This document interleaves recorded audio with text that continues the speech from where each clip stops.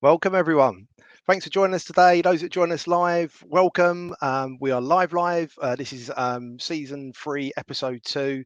And today we're looking at unlocking SMEs or small businesses and helping them thrive with looking at apprenticeships. Like I said, we're live. So if you want to join us, if you're joining us live, you can feel free to comment and we'll try to weave that in. If you could bring those in before the sort of 29 minute marks, we're going to be 30 minutes today. Last week we had a lot of comments at sort of 31 minutes. Then we will do our best to weave that in before the end of the show. Now, all those people that did catch the live episode last week gave an awful lot of love to, it was an episode around 16 to 19, and we had a bit of a star in the show called John Joe. And just to give you a bit of a feedback, because often on streams you could do a comment and you just sort of, oh, that's it, it's sort of done on that day.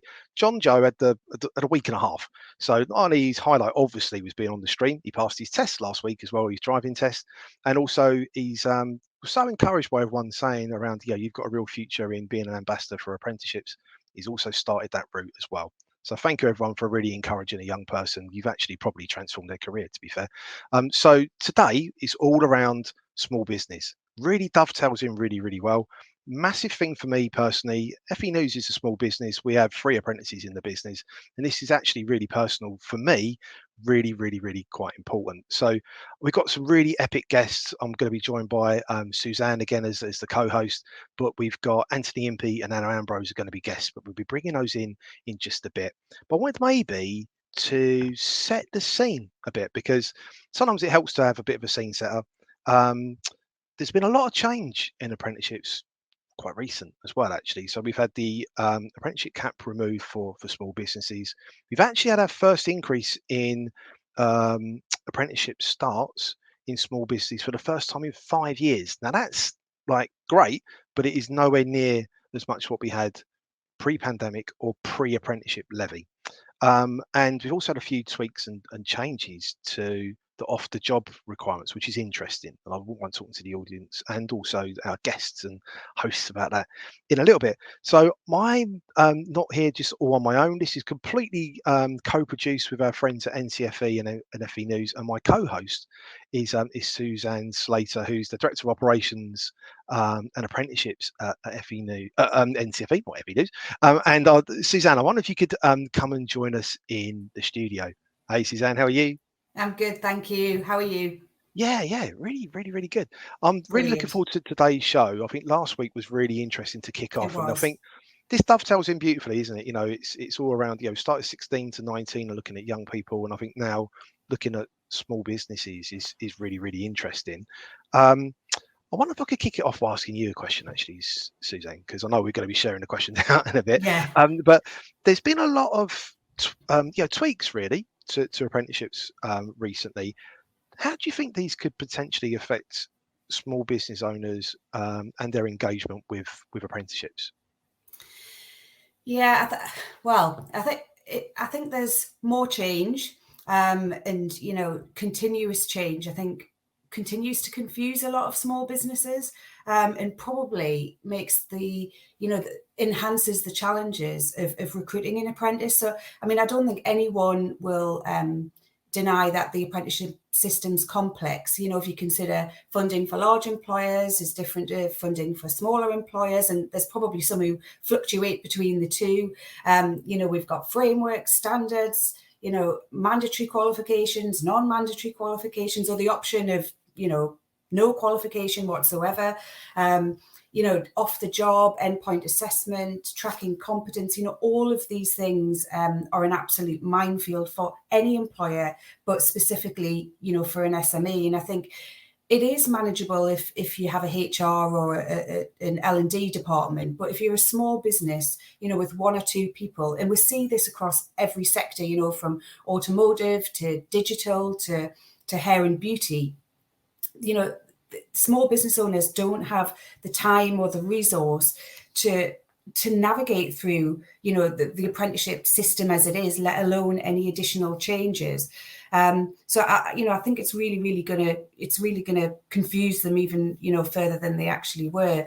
And I think if SMEs who may consider taking an apprentice, if they struggle to overcome those hurdles due to, you know, the process being too complicated or too many changes, I think their good intentions of recruiting an apprentice may come behind more pressing issues. You know, if we think a lot of small business may still be in post-COVID recovery, you know, I think we may see the recruitment of apprentices kind of falling down that priority list, which is, you know, a real shame for apprentices and a real, you know, shame for the whole system. You know, SMEs play a huge important role in recruiting all apprentices, but specifically 16 to 18, and especially for SMEs play a huge role within recruitment within disadvantaged areas as well. And I think, you know, the impact to those potential learners and apprentices, you know, is a result of more change and continual change, you know, could have a real impact. Yeah, definitely. I think you make an incredibly important point around a lot of apprenticeship programs and systems have been designed with the thought that there will be a HR team involved in there, not probably by someone who's never run a small business in their life and has never experienced of having to do their accounts or that in the evening or at the weekend or you know, and juggling the kids and, you know, and high energy bills and things like that. So I'd love to bring in our guests in just a second, but we've already would be nice to say hi, Steve. It's my mate Steve Lawrence is already joining us from Facebook. How are you, Steve? Thanks for joining us. And I wonder if I could bring in a guest. Really excited. We've got two incredibly interesting guests. We've got Anthony Impey, who's been on many a stream, and I really rate everything that Anthony says, and has got a real thumb beat on that heart of what is happening with small businesses. Anthony Impey from Be the Business, Anna Ambrose as well, who's done some interesting pieces of research recently with well, there's some ongoing research. I'm hoping we can get a little bit of a sneak insight from Anna, actually, would be really helpful to everyone. But also National Apprenticeship Week. Anna did some really interesting research with London Progression Collaboration around SMEs. So I was wondering if I could bring in Anthony and Anna. Wonderful. Welcome into the studio. Hi there. Welcome. Morning. How are you both? Really good, thanks. Yeah, very well, thank you. Good to be here. Yeah, I'm really pleased that you're with us as well. Thank you. Suzanne, I don't know if you want to kick it off with questions to the floor, really. Yeah, absolutely. Well, I think this one, if I can go to Anthony first, that would be great. And just, you know, your experience of working with small businesses, what are the real barriers that they're facing, you know, in terms of recruitment of apprentices, but also that kind of ongoing support and mentoring?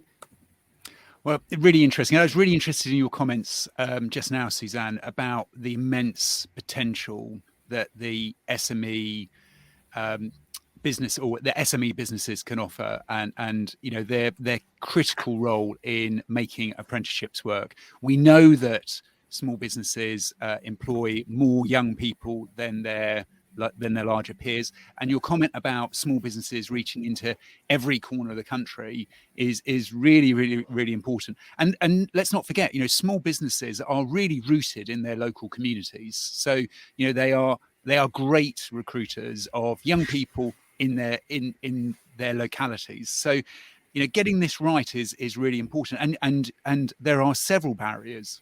And I think and you touched on it just now, Suzanne, you know, there is a challenge of navigating a complex system.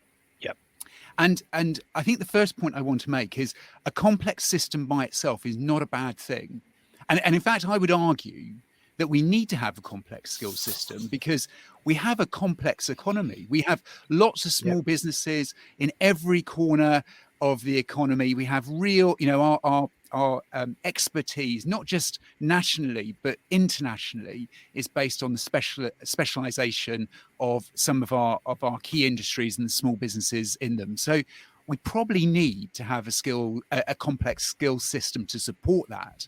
I think the challenge is we need to make the navigation of that that system much easier. It has got to be very easy for a leader of a small business to say, actually, I've got a skills gap in my business. I'm going to use apprenticeships. I'm going to use apprenticeships because they are the fastest, most effective way to fill that gap. And I think that is a challenge that we need to address, because small businesses lack the resources of their larger peers, and small business leaders just don't have the headspace to kind of work out how to get the best from the system. Which I think takes me on to my second point, which is, it is tough out there at the moment. It is especially tough for small businesses. I think we've come through a couple of tough years because of the pandemic, and we're into a whole new set of conditions that are arguably going to be tougher on small businesses than sort of the months that we had under lockdown. I think they're going to be tougher because the scale of government support is less, and the nature of the skill shortages and supply chain disruption and increases in inflation are impacting businesses in very, very different ways. So all the business leaders that I'm speaking to are worried about these conditions. And I think there is a really important thing that needs to be achieved, which is to highlight that actually to navigate some of these really tough conditions, we have to make the skills system work better for small businesses, because arguably getting the right skills into small businesses will help them get through these very, very tough and uncertain times. Yeah, definitely. I'll sort of I've broken this down a little bit in my head of how I wanted to sort of cover this, because this could be a conference in its own right around sort of looking at small business, what we're doing. So I'll sort of, that section for me is around barrier, but I think it's how do we reconnect? So how does the FE sector reconnect with small business? And we've seen a slight increase in growth, but it's nothing like pre-pandemic, pre-levy. And like you said, Anthony, the market out there is tough. Do you know what I mean? If you're a baker's or whatever, and your energy bill is now like huge. What does that mean for you when you're trying to staff and skill this and navigate a system and things like that? I just think it's interesting. Anna, I know you've been completing loads of interesting research right now with Gatsby and stuff like that, but also some of the other things that you've been doing around National Apprenticeship Week, like this year, the previous one just gone. How can we reconnect with small business as a sector? Anna, I wonder if I could open it up with you, really. Yeah, great, thank you. So I think, I think this touches a lot on many of the points that Anthony just made. That what is really needed and is in many cases missing for small businesses is the support to navigate that complex system. The research that we published in National Apprenticeships Week found a 72% drop since 2014. So a trend that predates the introduction of the levy and some of the other more recent changes, but 72% drop in entry-level apprenticeships, so those at levels 2 and 3. And, you can think of a Venn diagram, can't you? And there's a really significant overlap with that drop, with apprenticeships for young people and those looking to enter and re-enter the workforce at those levels, and those in small businesses who are the traditional employers of young people, of entry-level talent into the labour market. And I think, the obvious question, once you look at some of those statistics, is, what is the solution? And the work that we're doing with Gatsby Foundation at the moment that you mentioned, I think has kind of changed my diagnosis of what the problem is a little bit. So we're looking at the role of intermediary organisations in the apprenticeships landscape. So, the work we do at the London Progression Collaboration, the LPC, is all about trying to fill that support gap. It's being the kind of middleman to try and join the system up with employers better. And, we're not alone in that work. It's kind of mixed landscape. There's some of that being provided by sector bodies and industry organisations. There's some of that work being provided by kind of local apprenticeships hubs within some of the combined authorities. Quite a mixed landscape, but we've really been looking at the kind of role that intermediary organisations can play.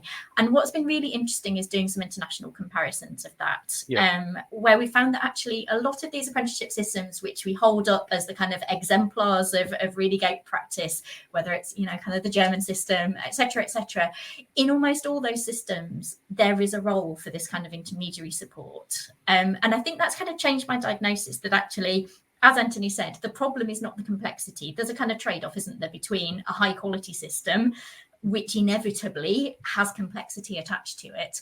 And we've made those changes kind of 2017 onwards to try and boost the quality of our apprenticeship system in this country. But it's come without, I would say, the necessary support for businesses and small businesses in particular to navigate that increased complexity. And I think it changes our diagnosis maybe from thinking that complexity is the problem to thinking that actually the issue is that the support isn't out there in a uniform way, and it isn't kind of anybody's job to provide that. You know, we're all kind of scrabbling around for the bits of funding that exist to provide that support, and you know, the solution is to maintain that quality but ensure that the support is there for businesses to engage and navigate with that successfully. Yeah, no, definitely. I wonder if I could bring in a comment from John, who's checking this out live on LinkedIn. I think it makes an interesting point there actually around, and sort of backs up what you were saying as well, Anna, around coming alongside SMEs really, rather than sort of selling, that we then can see how we can support.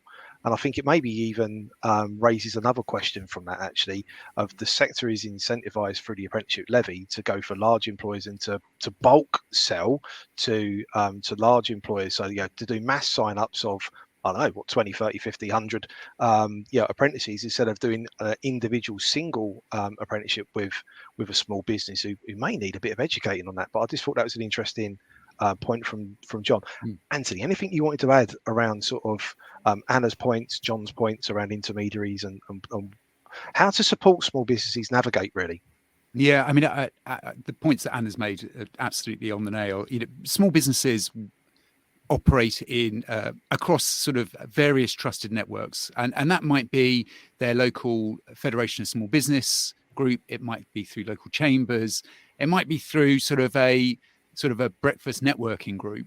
But, you know, small business leaders very often sort of congregate, and those trusted networks are really important to help them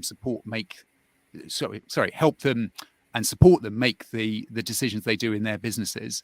And so I think they are a really important avenue to addressing this challenge. I also agree with John's point. You know, if we want business leaders to use apprenticeships as a way to fill their skills gap, they also need to be able to take a step back and look at the skills requirements of their businesses and build a plan around that.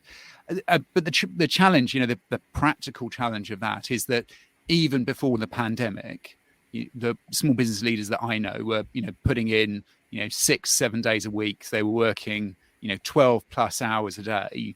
You know, they are working in their businesses and not on their businesses, but not out of choice. You know, they know they need to do more planning and preparation for their business, but very often small business leaders find themselves in a position where they're having to work in their business, and so, you know, some of the long-term planning that you need to do in order to develop the skills that you need in the business for the future, it's just the time and the headspace just isn't there.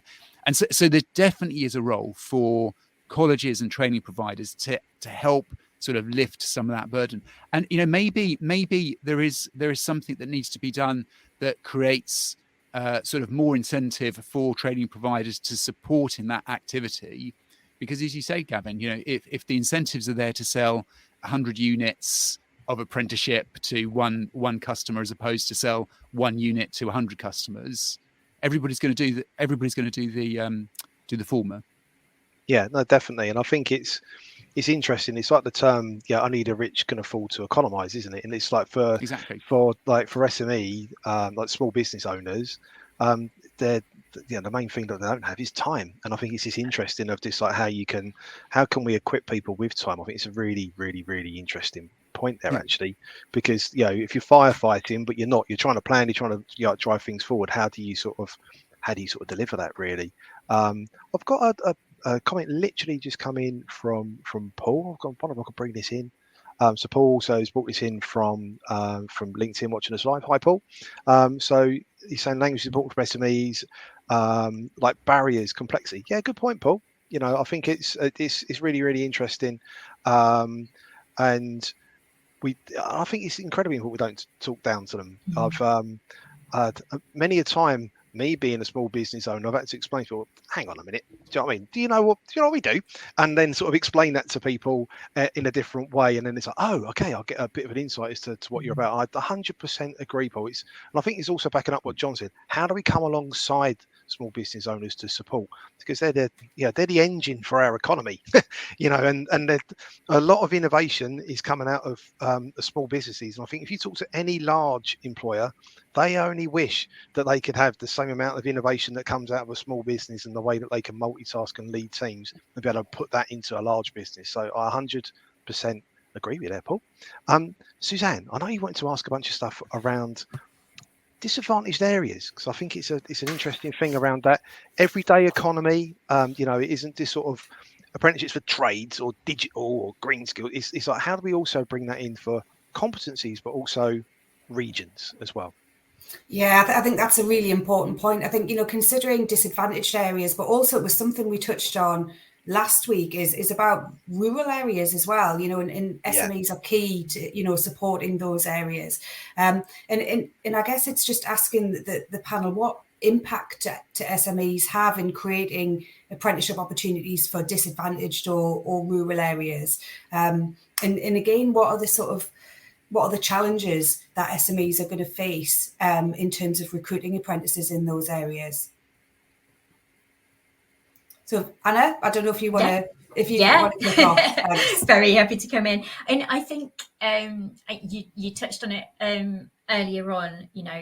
One of the reasons why small business apprenticeships are so important is that they are the businesses who are rooted in communities, right across the country, and who can provide accessible employment.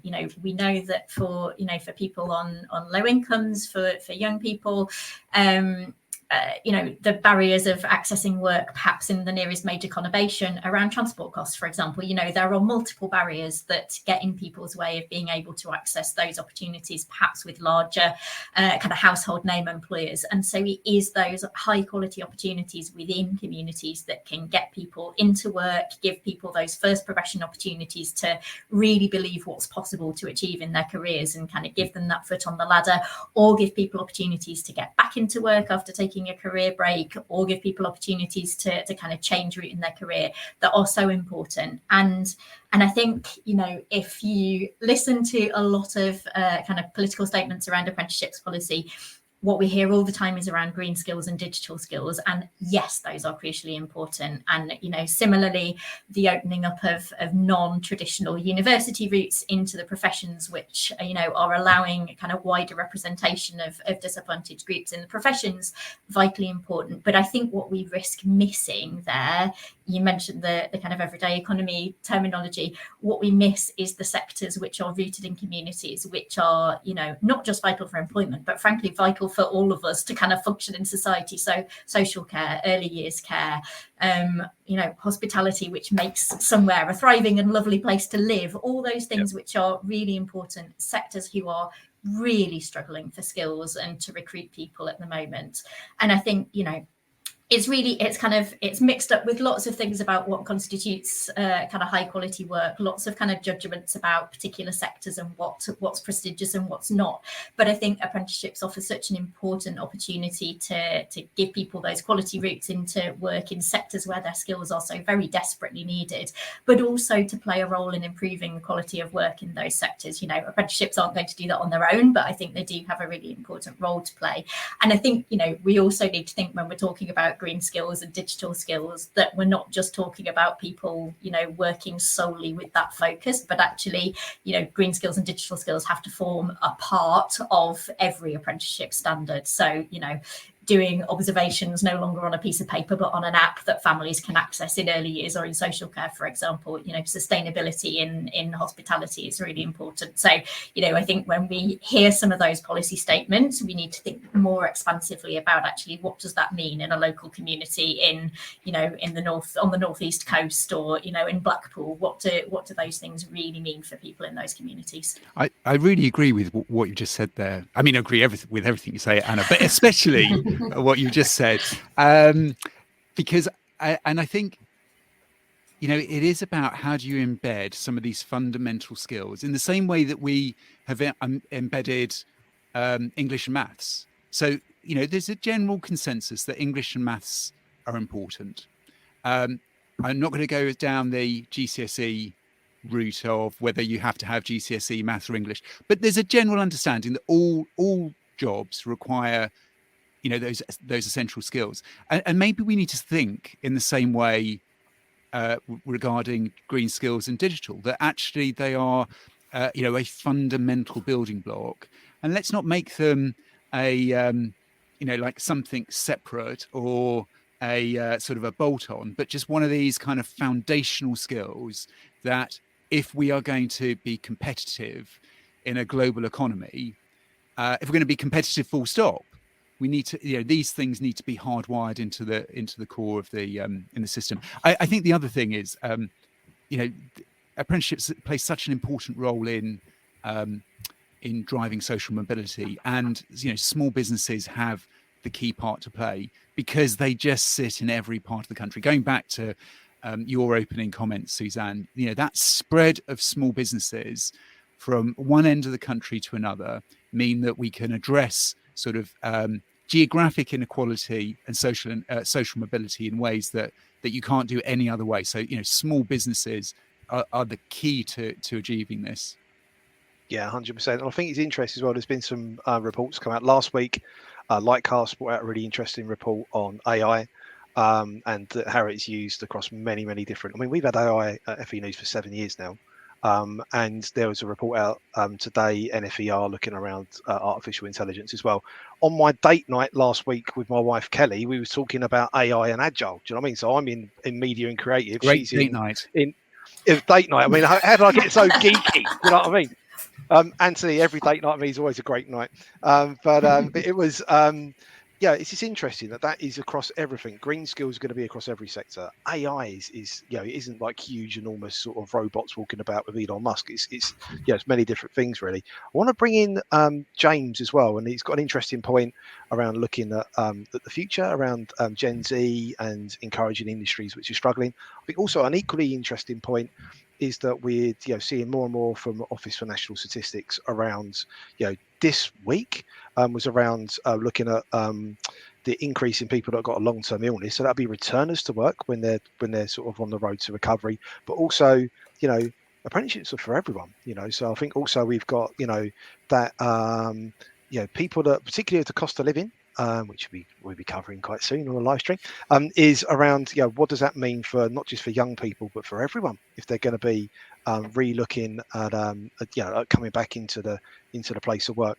I've overrun already. There was a question that Lou Doyle from Mesmer said to me before we joined the stream on socials around maybe there's a way with small businesses that are looking at procurement for maybe in our sector, maybe in FE and skills, or maybe in others where it should be maybe a requirement to have apprentices on board. I don't know if anyone's got any comments or thoughts on that, but I'm already overrun, everyone. I just think we could speak about this for forever, really. But I don't know if anyone's got any thoughts on, is that a practical thing that could happen? Could I come in with a 30-second answer to this?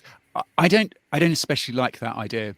I mean, it would have an impact, but I think the moment you make this about stick as opposed to carrot, it kind of creates the wrong incentives. Training and recruiting apprentices into your business is just good business, and I think if we can land that message and we can help small businesses achieve that will achieve all the results that we need. Yeah, definitely. I think that's a really good point. Yeah, I agree.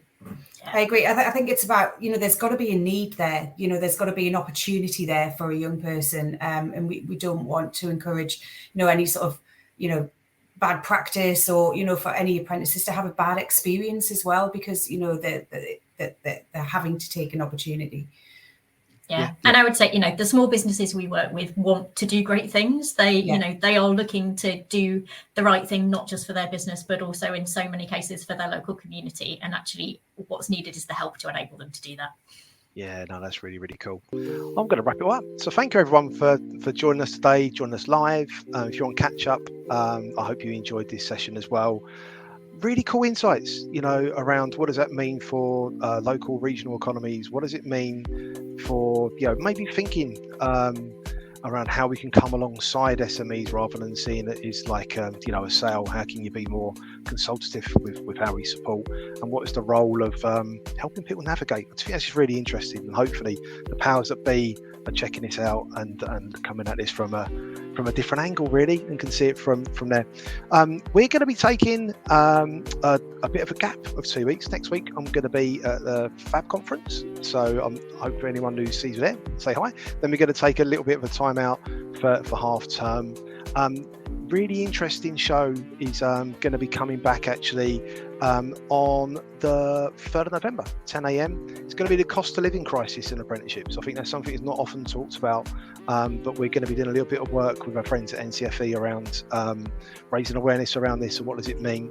And I just want to say massive thank you. This is a totally co-produced live stream. So Suzanne, thank you for joining us and hosting on this today. Anna and Anthony, really cool insights. Thank you. In the background with NCFE, I just want to say massive thank you to Sam. I want to say thank you to Lindsay and Elliot. Really couldn't do this without you. Also, Team FE News. This has actually been in the background. It's set up with a team of 3 apprentices that have been supporting this actually in a small business. So we're actually living it. So I want to say thank you to Finley. I want to say thank you to Holly. I want to say thank you to Danielle. And I just want to see you really soon on the 3rd. And thank you so much for joining us. And I'm just going to bring at the end. We've got another load of comments coming in right at the end. I'm going to actually shut this down, and then I'm going to leave those comments up at the end for everyone to be able to check out. So thanks for joining us today, and we'll see you really, really soon.